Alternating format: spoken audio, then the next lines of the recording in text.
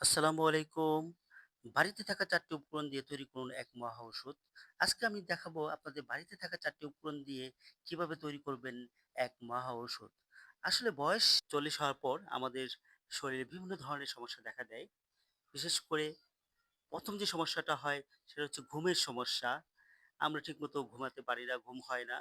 দ্বিতীয়ত অ্যাসিডিটির সমস্যা এবং তৃতীয়ত আমরা সবসময় যেটা ফিল করি সেটা হচ্ছে যে শরীরে বিভিন্ন ধরনের ব্যথা। আজকে আমি আপনাদের বলে দেব আমাদের ঘরে থাকা ৪ টি উপকরণ দিয়ে আমরা তৈরি করে ফেলবো এক মহামূল্যবান আ ঔষধ। এই ৪ টি উপকরণের মধ্যে ১ম টি হলো কালো জিরা সম্পর্কে আমরা সবাই জানি। কালো জিরাকে বলা হয় মৃত্যু ছাড়া সকল রোগের মহাঔষধ। আমরা ১ম এ কালো জিরা সংগ্রহ করব এবং সেটা পরিষ্কার করে নেব। অবশ্যই একটু ধুয়ে নিতে হবে। কারণ কালো জিরাতে বাজারে যে কালো জিরা পাওয়া যায় সেটাতে অনেক ময়লা আবর্জনা থাকে। এটা ধুয়ে পরিষ্কার করে আপনার হালকা তেলে ব্লেন্ডারে ভালো করে গুঁড়ো করে নেব। তারপরে যে উপকরণটা আপনারা দেখতে পাচ্ছেন আমার হাতে রয়েছে দেশি রসুনের কোয়া। অবশ্যই এটা আমরা দেশি রসুনের কোয়াটাই ব্যবহার করব। চোখলা ছাড়িয়ে হালকা করে টেলে নেব। তারপরে যেই উপকরণটা আপনারা দেখতে পাচ্ছেন সেটা হচ্ছে আদা গুঁড়া। আমরা এটা ঘরেই তৈরি করতে পারি ছোট, ছোট করে রোদ্রে শুকিয়ে ব্লেন্ডার করে নিতে পারি। আমি এটা বাজার থেকে সংগ্রহ করেছি। এটা আদা গুঁড়া এখানে ৫০ গ্রাম আদা গুঁড়া আছে। এরপরে যে উপকরণটা লাগবে সেটা হচ্ছে প্রকৃত খাঁটি মধু। আপনার জানেন মধু নিয়ে অনেক মধুবাজি হয়। আসলে আমরা চেষ্টা করব যে এই চাকের মধু হলে সবচেয়ে ভালো হয়। কিন্তু শহরে আপনারা চাকের মধু কোথায় পাবো? এটা সম্ভব না। এজন্য অথেন্টিক বা বিশ্বস্ত সোর্স থেকে আমি একটা মধু সংগ্রহ করেছি। মধুটা অবশ্যই এটা কালোজিরা মধু। যেহেতু আমার এই উপকরণটা তৈরিতে আমি কালোজিরা ব্যবহার করছি, এখানে যদি আমি কালোজিরা ফুলের মধু ব্যবহার করতে পারি, তাহলে এই ওষুধের এটির এই শক্তিটা অনেক গুণ বেড়ে যাবে। এজন্য অবশ্যই চেষ্টা করতে হবে যে কালোজিরা মধু সংগ্রহ করার জন্য। এখন আমি আপনাদের এই উপকরণগুলো কি, কি পরিমাণ আছে সেটা বলে দিচ্ছি।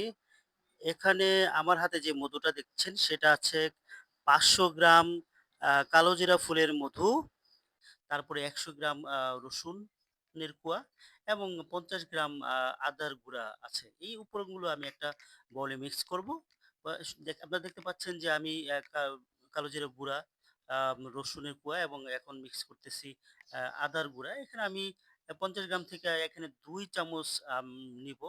আসলে আদার গুঁড়া বেশি দিলে এটা তিতা হয়ে যাবে এবং কালো জিরা গুঁড়াটা আমি একটা কথা বলিনি যে কালো জিরা যখন আপনার টালবেন, বেশি টালবেন না। টাললে হয়তো এটা পুড়ে গেলে তিতো হয়ে যাবে। তখন আর একটু আ ভাল লাগবে না। তো আমি ২ চামচ থেকে ৩ চামচ এখানে দেখতে পাচ্ছেন যে আদার গুঁড়া এড করে দিচ্ছি এবং তারপরে এগুলো একটু নেড়েচেড়ে আমি একটু সব মিক্স আপ করব। মিক্স করে যাতে এগুলো উপকরণগুলো একটার সাথে আরেকটা লেগে না থাকে। হ্যাঁ? আপনারা দেখতে পাচ্ছেন একটু নাড়াচাড়া করে আমি সুন্দর করে এটা মিক্স আপ করে নিচ্ছি।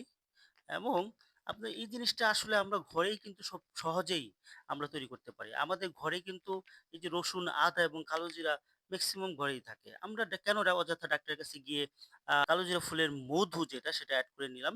আপনি দেখছেন এইভাবে একটু নাড়াচাড়া করে নিব। এবং ভালো করে মিক্স আপ করতে হবে।